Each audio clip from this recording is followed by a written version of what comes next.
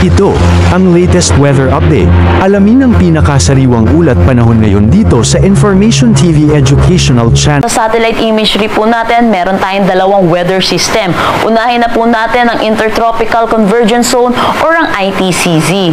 Dahil dito, asahan po natin makakaranas ng maulap na papawirin na may mga kalat-kalat na pag-ulan dito sa may Bangsamoro, Zamboanga Peninsula, Soc-Sargen, Davao Occidental, pati na rin dito sa may Palawan. Samantala, meron tayong low pressure area na binabantayan dito sa labas ng ating Philippine Area of Responsibility. Ito'y huling namataan sa layong 1,495 km east ng southeastern Luzon. Sa ating pong pagtaya, possible po itong pumasok ng ating Philippine Area of Responsibility bukas or Monday. At within that time frame, possible din po siya maging isang ganap na bagyo at papangalanan nating Christine.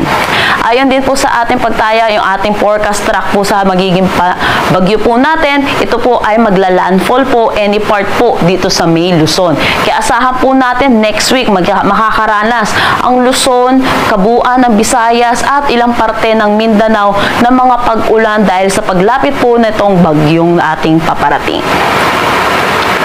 Para naman sa magiging panahon natin bukas dito sa Luzon, asahan po natin magiging maaliwalas pero asahan din natin ang maalinsangan at mainit na tanghali hanggang hapon na mataas ang tsansa ng mga pag-ulan sa hapon at sa gabi dulot ng mga localized thunderstorm. Agwat ng temperatura for Metro Manila at Tuguegarao 25 to 32 degrees Celsius, Lawag 24 to 32 degrees Celsius, Baguio City 17 to 24 degrees Celsius.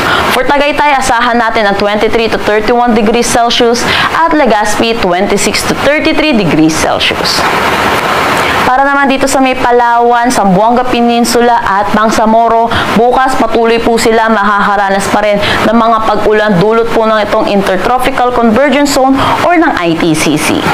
Agwat ng temperatura for Calayan Islands, Puerto Princesa at Zamboanga Peninsula, 25 to 32 degrees Celsius.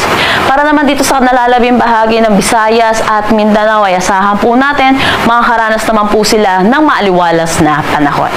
Agwat ng temperatura for Iloilo, Tacloban, 26 to 32 degrees Celsius, Cagayan de Oro, Cebu at Davao, 25 to 32 degrees Celsius.